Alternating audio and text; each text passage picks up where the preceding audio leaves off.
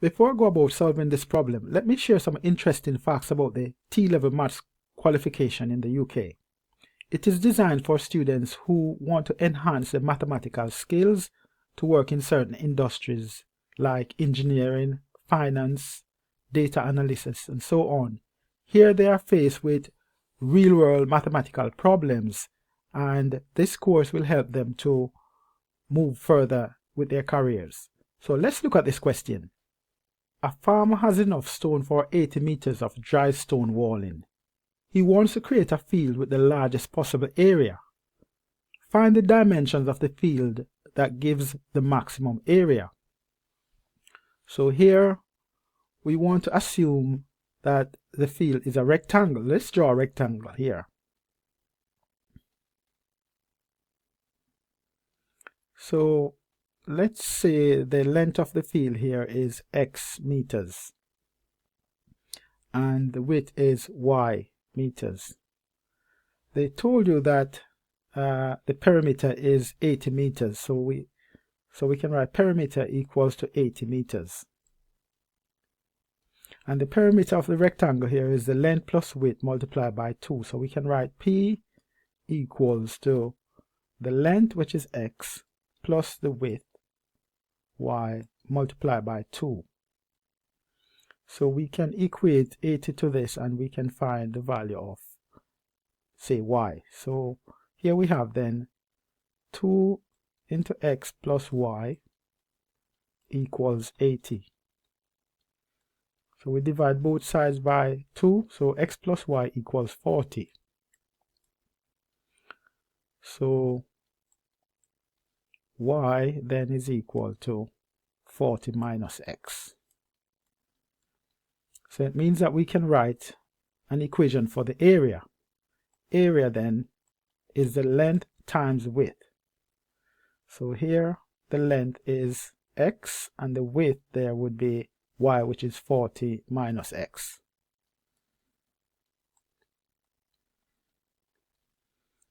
So area then is equal to 40x minus x squared. Therefore, dA dx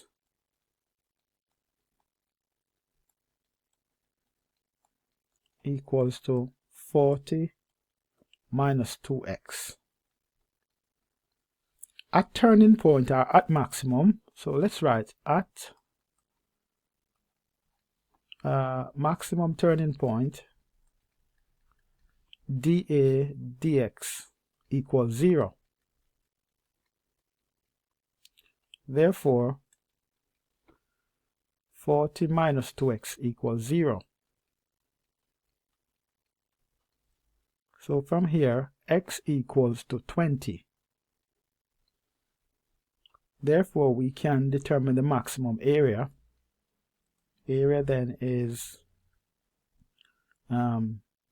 this is area. So we can have then area is 20 into 40 minus 20 there. So the area is 20 times 20. So the maximum area then is 400 meters square. Let's look at another question. The cost C of a car journey when driving at speed x miles per hour is given by the formula here. Here you are required to use differentiation to find the value of x that minimizes the cost and the minimum value of C. So let us rewrite the equation then as C equals, we have 720 over x. I'm going to write that as 720 x to the minus 1. It's the same thing. And then I have plus 0.2x plus 6. So we can differentiate this now. So dc dx equals minus 720 x to the minus 2 plus 0.2. So at the minimum turning point, dc dx equals 0. So at minimum turning point TP, dc dx equals 0. Hence I have minus 720 x to the minus 2. I'm going to write that as minus 720 over x squared plus 0.2, and that equals 0. So we can minus 0.2 both sides. Therefore, we have on the left hand side minus 720 over x squared equals to minus 0.2. Let us multiply both sides by x squared. Therefore, I have 0.2 x squared equals 720. Let us divide both sides by 0.2. Therefore, x squared equals to 3,600.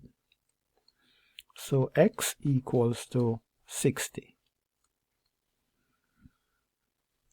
Plus or minus 60, but here we use positive 60. So x is 60. That's the minimum value of x. Now we can find the cost for the journey. So it means that cost equals to 720 divided by 60 plus 0.2 times 60 plus 6. So here C equals 30. Let's look at another question. Here's another application question. A car sales company sells X cars per week. Its revenue R per week is given by the equation here. Using differentiation, find the number of cars which generates the maximum revenue and the value of this revenue. So let's write the equation. So we have R equals 0.2 x squared minus 10x plus 1750. So dr dx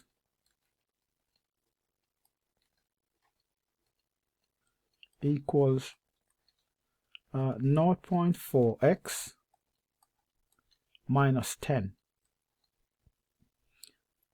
At maximum, at turning point,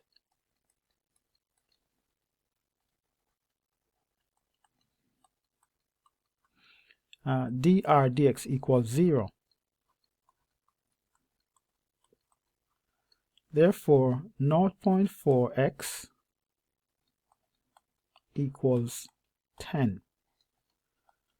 So x equals 25. So that's the value of x for which it has maximum. That's the number of cars.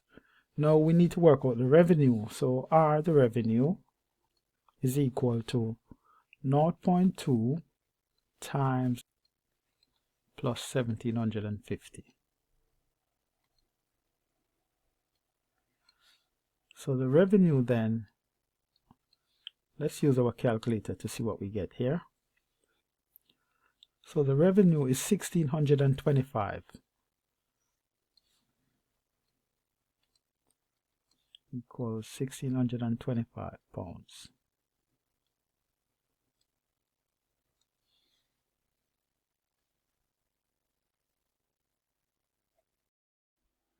Thanks for watching. Please remember to like, subscribe, share, and also give a comment. And please look out on the channel for other videos that can help you.